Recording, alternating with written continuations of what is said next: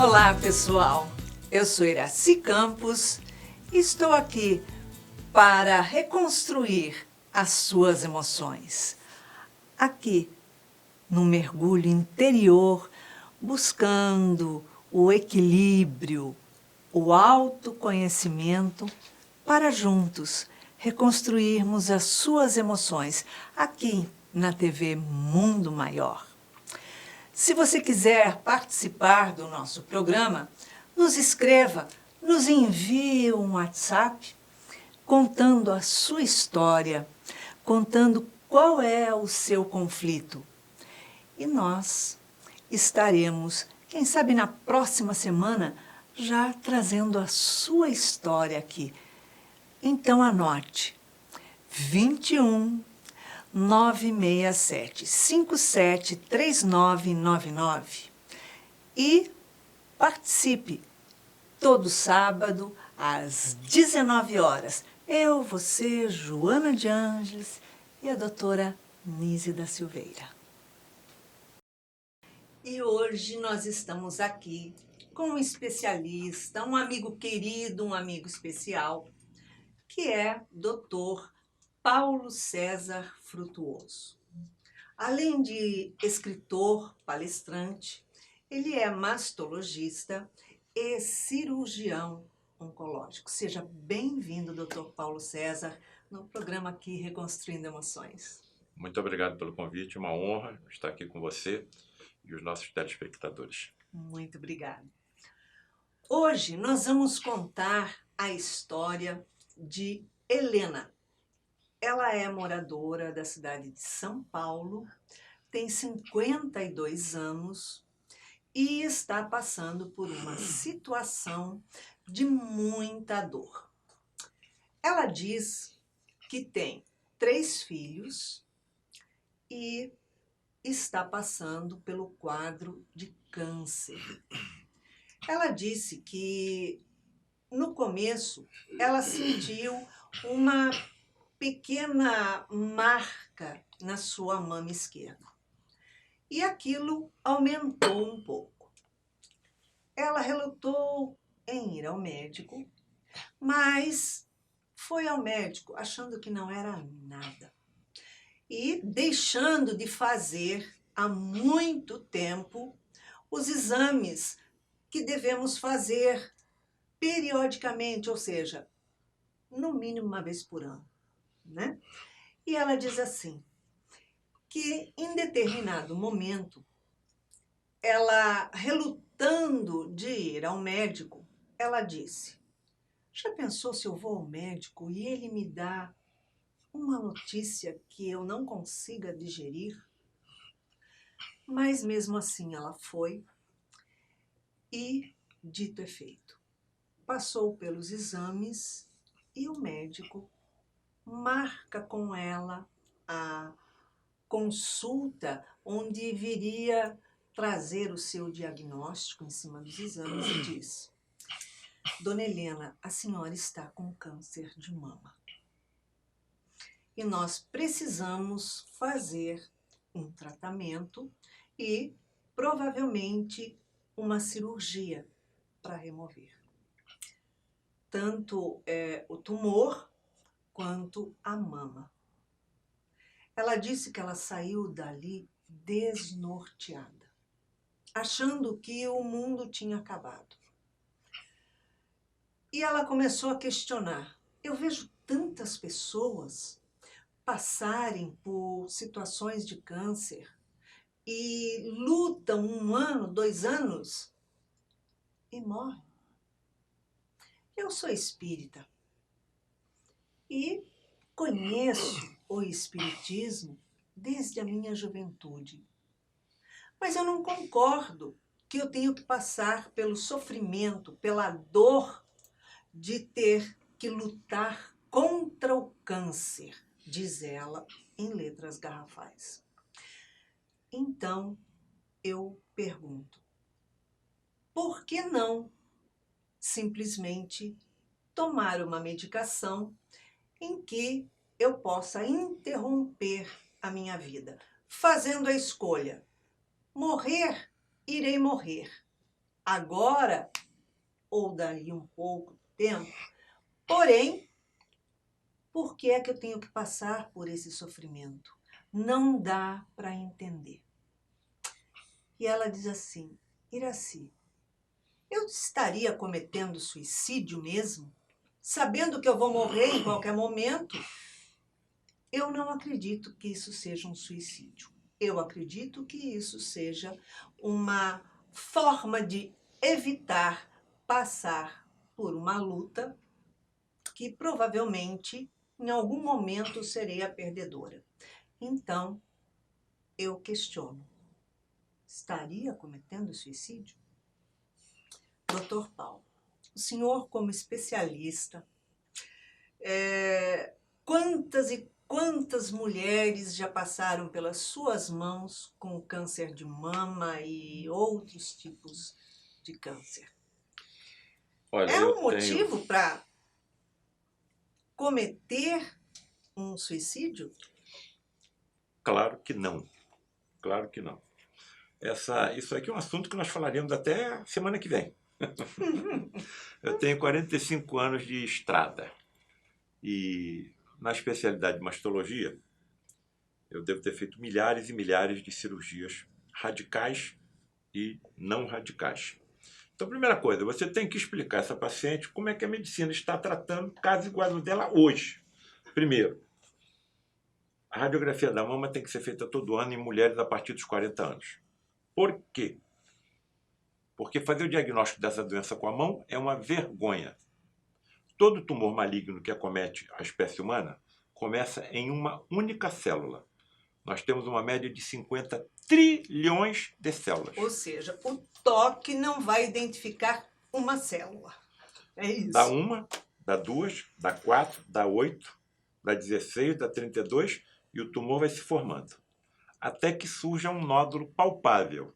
Geralmente a mulher sente esse nódulo na hora do banho com a pele ensaboada. Até a percepção de um nódulo pode-se ter percorrido de 5 a 8 anos. E a doença estava lá. Então, se a mulher tem o cuidado de fazer, eu não chamo de mamografia, eu chamo de mastografia, porque eu sou mastologista, eu não sou mamologista. Então, o termo correto é mastografia. Todo mundo fala errado, mas vamos lá. Interessante. Se ela faz a mastografia todo ano, digital, vai surgir um sinal que são, geralmente, microcalcificações localizadas em menos de 1 centímetro quadrado da imagem.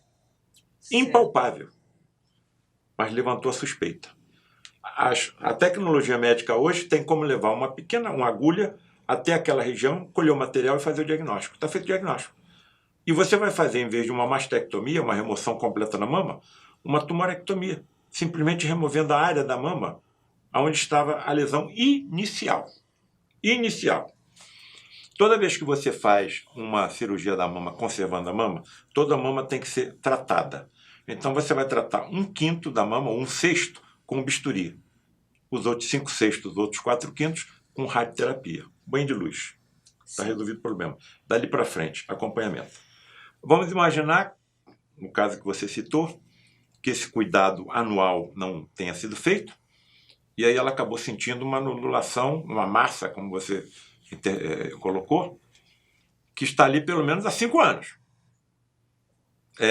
Qual é a minha conduta hoje? Eu não vou operar essa paciente.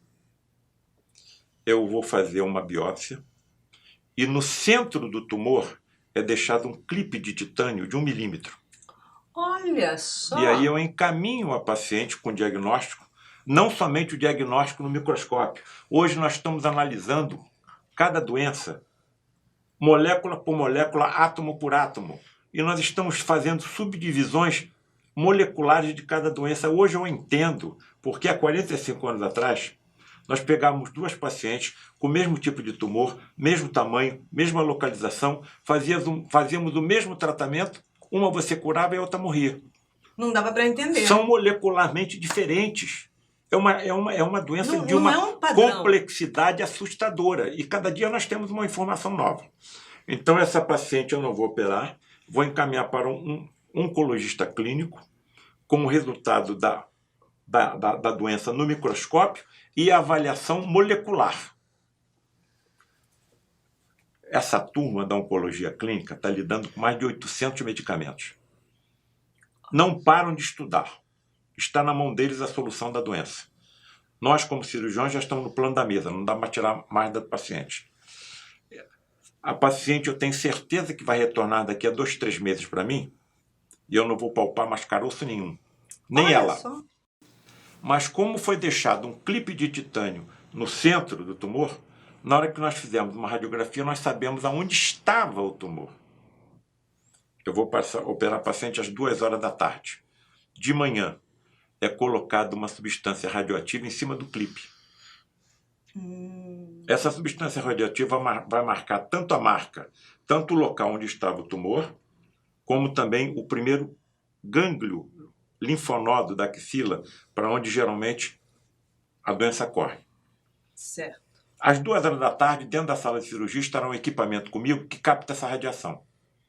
Então, com sondas envoltas em plásticos esterilizados, eu consigo alcançar, com incisões mínimas, o local onde estava o início da doença, onde está o clipe de titânio. Removo. Sabe o que está acontecendo?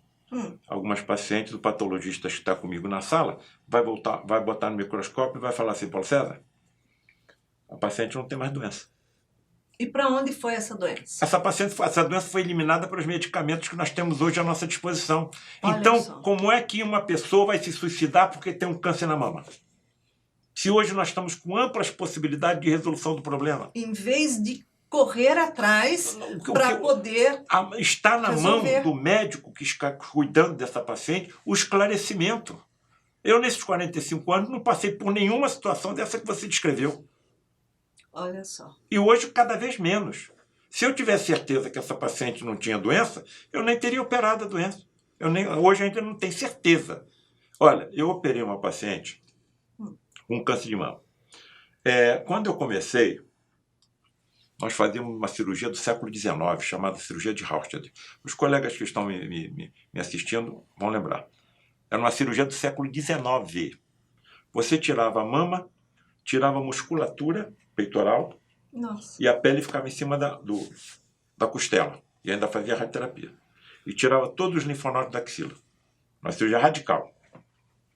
Bom, eu peguei uma paciente com uma tumoração avançada, que nós não tínhamos os recursos hoje, e fiz uma mastectomia. A paciente demorou 20 anos e morreu do coração.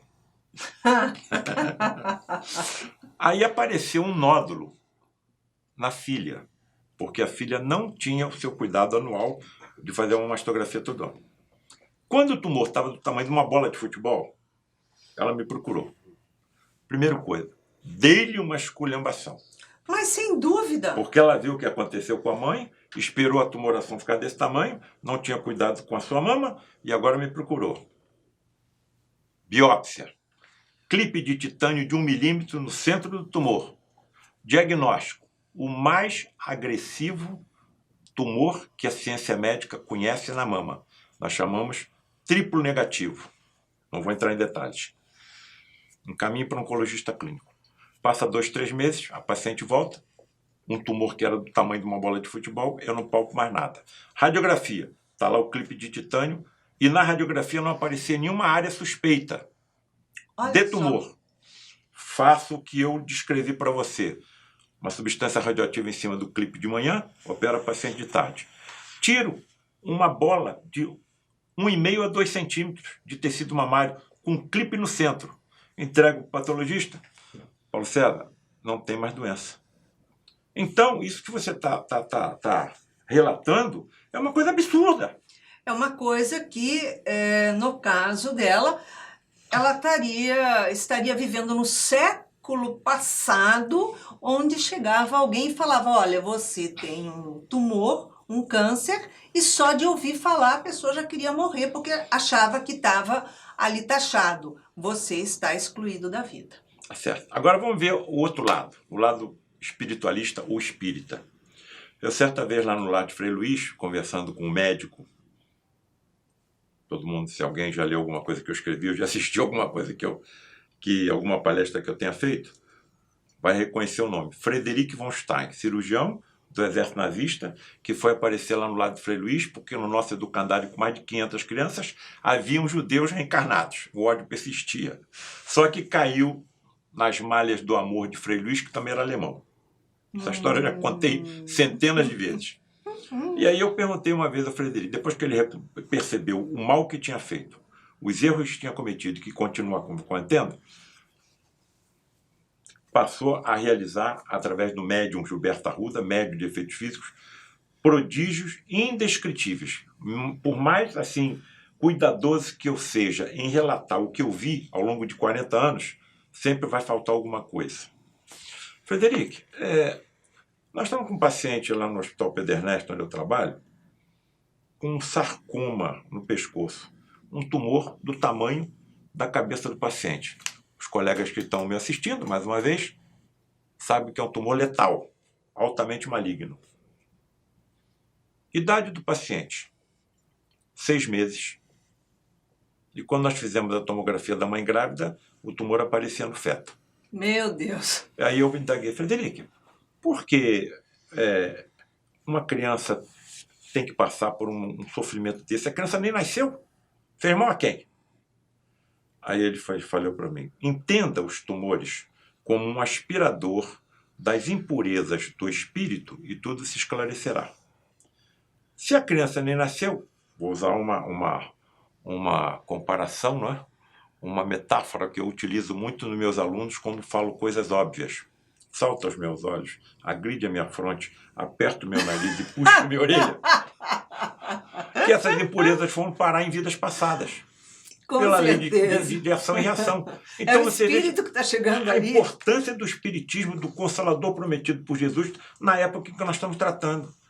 Então, uma das coisas que me parece que estão no meu caminho como missão é orientação, esclarecimento ou despertar a curiosidade científica dos meus colegas médicos diante do que eu vi acontecer durante 40 anos. O que eu vi acontecer durante 40 anos? Os fenômenos raros em toda a história da humanidade, que são o teletransporte e a materialização de espíritos. Principalmente quem? Médicos.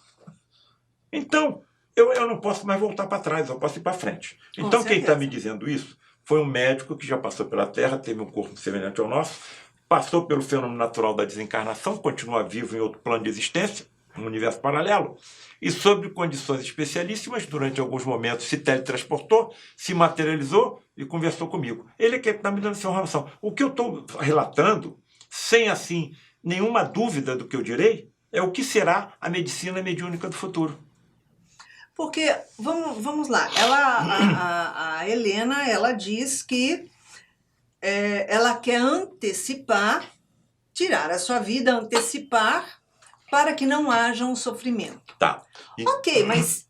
Como é que ela quer se suicidar? Ela quer tomar uma medicação? Ela quer tomar uma medicação. Um veneno. Foi ali. Se ela vem com uma energia vital de 70 anos e toma esse veneno quando ela estiver com 50, ela vai ficar durante 20 anos sentindo a ação desse veneno. Se eu venho com uma energia vital de 70 anos e aos 50 eu me enforco, eu vou ficar durante 20 anos sentindo a corda apertar o meu pescoço. Se eu me atirei numa fogueira, eu vou ficar durante 20 anos sentindo as labaredas tomar conta do meu corpo. Então, isso que está acontecendo é inadmissível na doutrina espírita. Na doutrina espírita isso é inadmissível.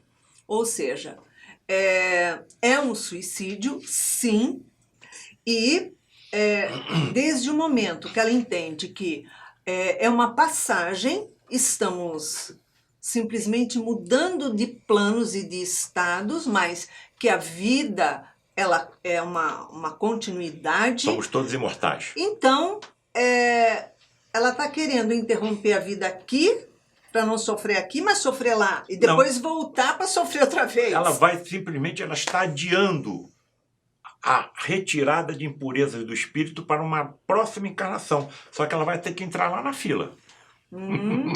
Lá atrás. Você está entendendo? A fila então, está grande para a reencarnação é uma dádiva. Exato. O esquecimento de que nós fizemos em vidas passadas é outra dádiva. Sim. O lar de Frei Luís é oriundo da Inquisição. Se eu utilizo hoje como cirurgião aço e ferro para aliviar e para curar, é porque quando era da Inquisição usava para torturar e para matar. Se eu me lembrasse do que fiz, você acha que eu teria tranquilidade para ser cirurgião? Mas é claro que não, você Então, viveria atormentado todas as cada vez tragédias, que você pegasse no instrumento. todas essas tragédias, a começar pelos suicídios que estão ocorrendo hoje na humanidade, é fruto da ignorância. Ou então nós não queremos a revelação, nós não queremos saber da verdade. Então eu acho aí é que eu vejo cada vez mais profundamente a importância das revelações trazidas pelo Espiritismo. Ele é o Consolador prometido por Jesus. Mas é lógico, o fato de a gente saber que a vida continua após a vida, isso já é um alento. Por quê? Se eu estou passando por uma dificuldade, né, física aqui, uma dor física, uma doença física, eu estou depurando, limpando algo que é para que eu tenha à frente também uma encarnação melhor. E não precisa ser a próxima, pode ser nessa mesma. Eu posso ser curada em qualquer momento, porque a cabeça comanda as suas células, as suas emoções comandam os seus sentimentos e constroem os seus sentimentos. Então, por que interromper a vida agora para ficar me faltando uma parte que eu vou ter que voltar a remir aquilo? Vou ficar sofrendo por um tempo que hoje eu não sei quanto tempo, e depois eu vou ter que retornar e pegar, tipo assim, a minha enxada de trabalho e continuar de onde eu larguei. Olha, uma vez um professor meu fez a seguinte pergunta para mim, falou, César, você, pelo o que você acredita, nós somos espíritos imortais, não é? Sim, professor. E você diz para mim que os tumores são aspiradores das impurezas do espírito. Sim, professor. Entendi. O espírito é imortal, o corpo físico não, e os tumores funcionariam como um aspirador do espírito que é imortal. Sim, professor. Por que é que então você opera os seus pacientes? Por que é que você não deixa o câncer continuar limpando o espírito? Porque, professor, eu não sei até onde deve ir o sofrimento de ninguém. Então, como médico, tenho que fazer tudo que tiver ao meu alcance para aliviar, para curar e para consolar. Porque Deus age nas criaturas através das criaturas. Então, hoje, quando eu vou realizar um procedimento cirúrgico, eu primeiro faço um escrutínio de todo o corpo do paciente para ver se a doença está localizada ou não. Estou falando de câncer. Se a tecnologia médica da atualidade me mostra que a doença está localizada, opero o paciente. Passam-se alguns meses ou alguns anos e aparece uma metástase do doente, do câncer, do tumor que eu removi. Eu hoje tenho duas interpretações. Primeiro, as lesões eram tão pequenas, tão microscópicas, que nenhuma tecnologia médica conseguiu detectá-las, ou as impurezas colocadas por nós em vidas passadas continuam procurando válvulas de escape, as metástases. Mais uma vez, eu vejo isso como a medicina mediúnica do futuro. Todos esses detalhes serão escrutinados, serão estudados, serão discutidos pelos congressos médicos do futuro, pelas sessões clínicas, pelos simpósios, pelos seminários. Porque eu vou desencarnar, vou reencarnar, quero ser médico novamente. Quando eu entrar numa escola de medicina, a primeira coisa que eles vão fazer comigo vão ser recolher células da minha mucosa bucal e fazer um escrutínio profundo do meu ADN. Se no estudo da minha genética, do meu genoma, for revelado que eu tenho a mediunidade incrustada na minha genética, que a mediunidade é uma característica genética, Sim. Serei desenvolvido por profundos estudiosos do assunto que serão os professores das escolas de medicina do futuro. Não tem nenhuma dúvida. Que supersentidos o médico do futuro terá? Os meus olhos, os nossos olhos, não começaram como eles são. Começaram com uma membrana simplesmente sensível à luz. Se tinha claridade, ela se contraria. Se tinha escuridão, ela se dilatava. e, através de bilhões de anos, se transformou numa das mais complexas estruturas que a biologia conhece. Só que a nossa evolução não cessou. Nós só precisamos de 2,5% do ADN para construir um corpo igual ao nosso. Para que os outros, então, 97,5% do ADN? Alguns estudos já estão levando a 10%. Tudo bem. Para que os outros 90%? Os geneticistas, que ficam a vida inteira estudando isso, estão nos dizendo que a nossa evolução como espécie humana não parou. E à medida que continuamos evoluindo, novos trechos do ADN serão aproveitados e o homem e a mulher do futuro terão sentidos super evoluídos em relação aos nossos. Com certeza. Então, eu não posso deixar de acreditar nisso, e principalmente sabendo que a engenharia genética pode acelerar essa evolução.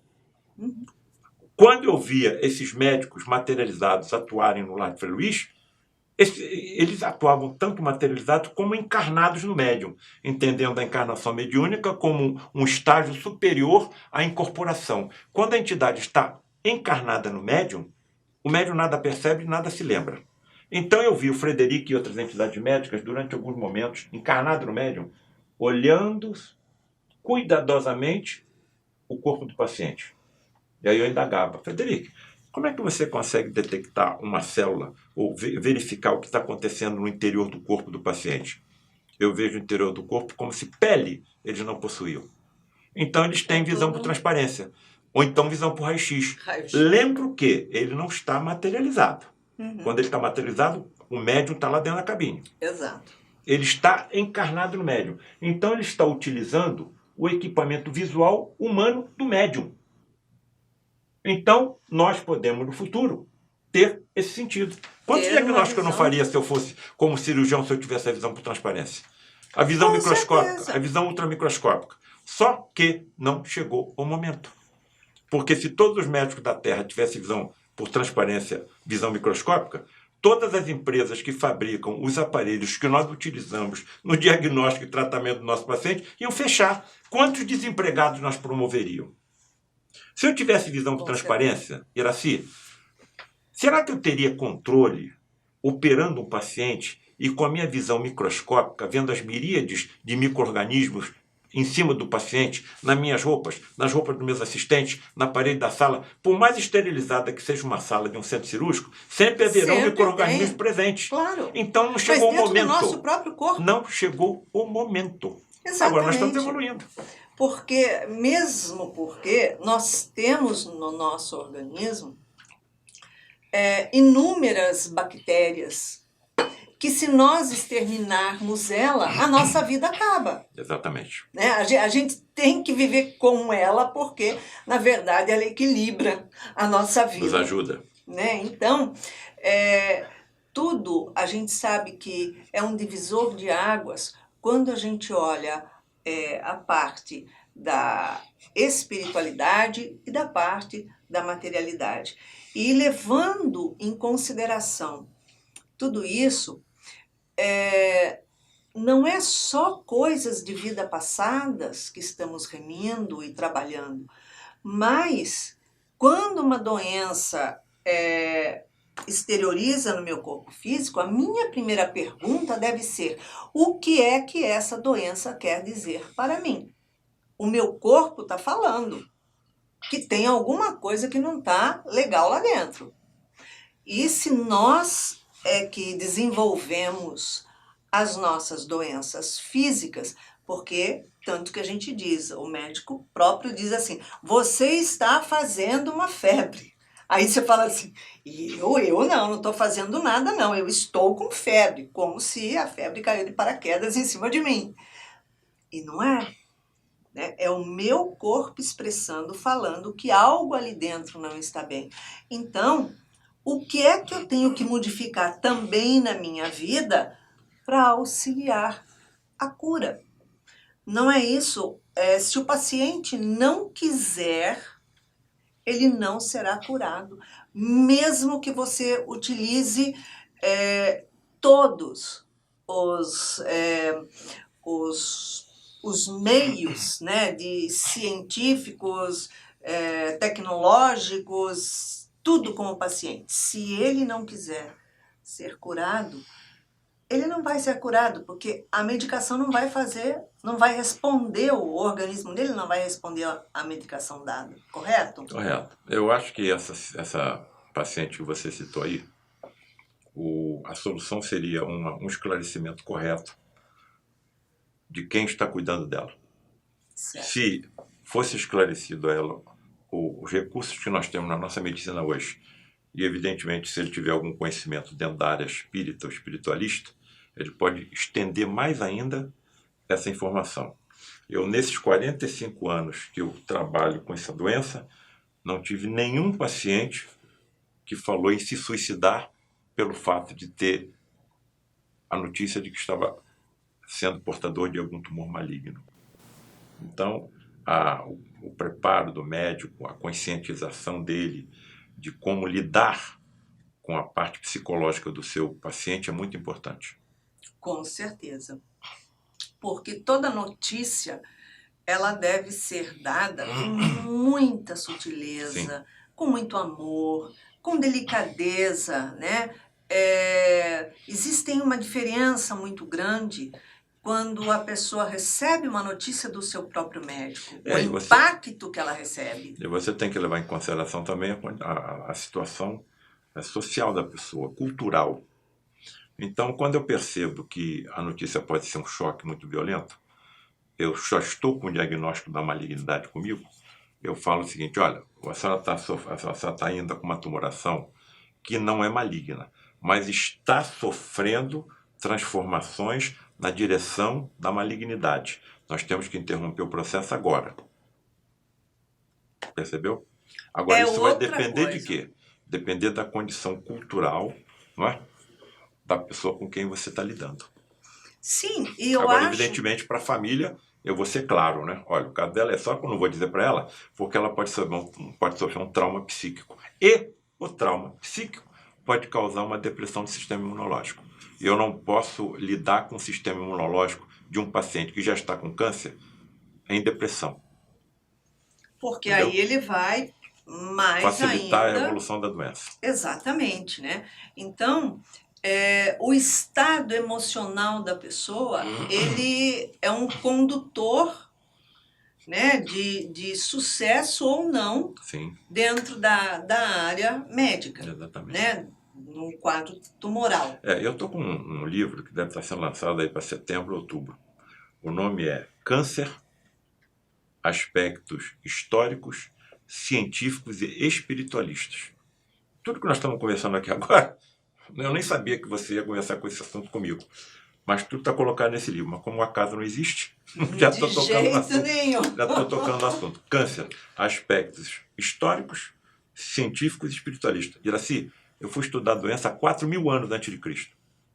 Olha só! Então eu acho que nós como médicos, muitos desses casos, nós estamos tratando os efeitos.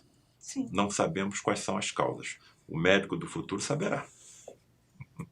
Com certeza. Aliás, como já estamos dando os primeiros passos, engatinhando no mundo de regeneração, não está tão distante mais isso quanto estava antes. Nós estamos mais próximos. Ainda estamos um pouquinho distantes.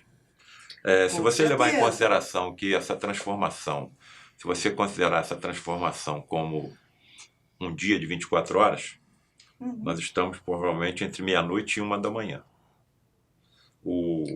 Foi previsto pelo Francisco Cândido Xavier, talvez o ano de 2056.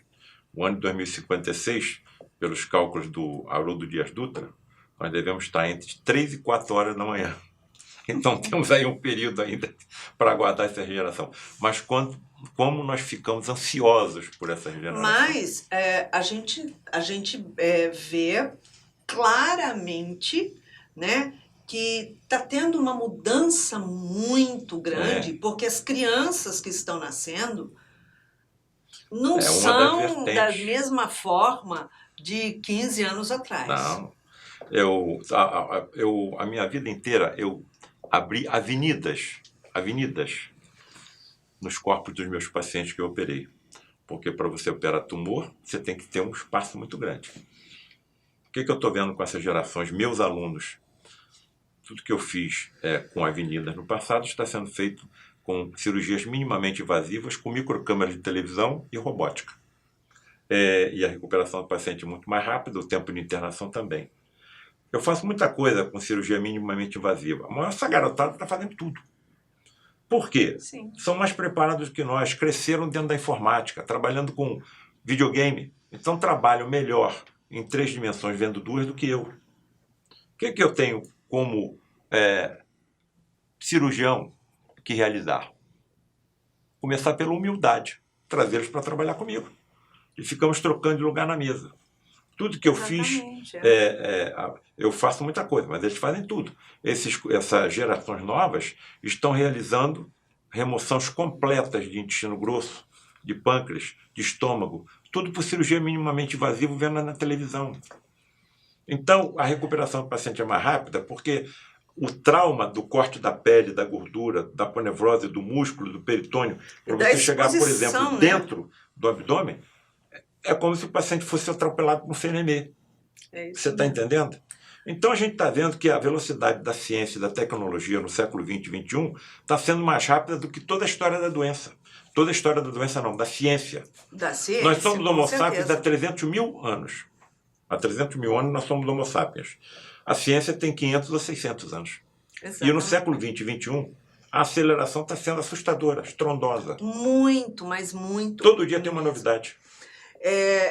A gente sabe que as pesquisas não param em instante algum. Não vai parar nunca, nós sempre vamos aprender. Sim, e através da resposta, de uma resposta conclusiva dentro da ciência, no dia seguinte já se tem uma outra referente àquilo mesmo, porque é como uma continuidade na cabeça do outro. Isso. Né, no trabalho que a pessoa está fazendo, porque ela já vem antenada demais, tanto com toda essa facilidade de tecnologia que temos aqui, como a ligação dela com os médicos espirituais que vêm ali conduzindo, né, o que a gente chama hoje de modernidade avançada.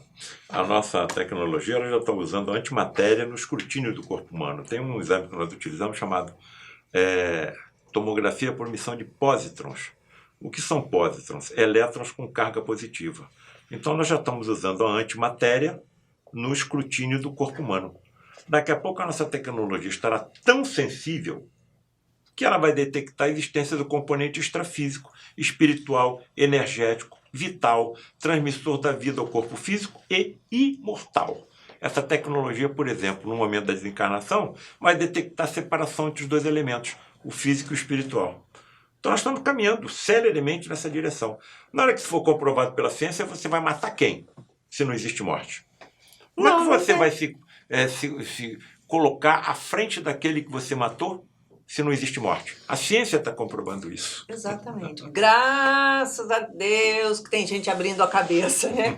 Dr. Paulo César, em uma palavra, diga uma emoção que a nossa querida Helena precisa trabalhar para compreender esse pedaço. Compreenda, compreensão, fé. Nós somos imortais. Isso aqui é um casulo. A vida não está no casulo, está na borboleta. Todos nós nos desprenderemos desse casulo e continuaremos vivos pela imortalidade. Basta isso. Se você tem certeza disso, e você sabe que as doenças funcionam como um corretor do perispírito, ou, segundo a ciência, campos morfogenéticos, e removedor das impurezas que nós colocamos em vidas passadas, por que nós vamos impedir que essa purificação seja feita? Através do suicídio. Conclusão, eu vou ter que pegar a enxada no mesmo lugar, no mesmo poste que eu encostei ela. Entrar no final da fila. É isso aí. Doutor Paulo César, imensamente grato pela muito oportunidade. Obrigada pela sua presença, pelo seu carinho, sempre juntos, estando aqui conosco na TV Mundo Maior e levando esse alento de um grande especialista, a nossa espectadora Helena. Então, após toda essa conversa que nós tivemos com o Dr. Paulo César.